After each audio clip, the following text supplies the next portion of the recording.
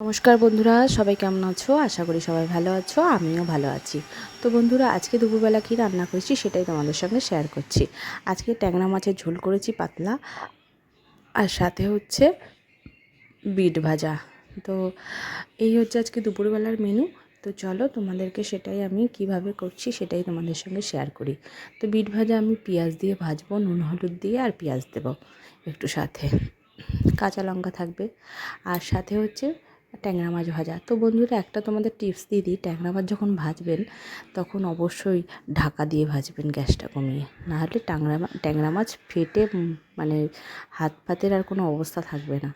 তো আমি রান্না করছি, দেখো কিভাবে। শুকনো লঙ্কা গুঁড়ো টুড়ো কিচ্ছু দেবো না আমি শুধু কালো জিরে ফোড়ন দেবো, কাঁচা লঙ্কা, নুন হলুদ আর জিরে গুঁড়ো দিয়ে এই মাছটা আমি পাতলা করে রান্না করব।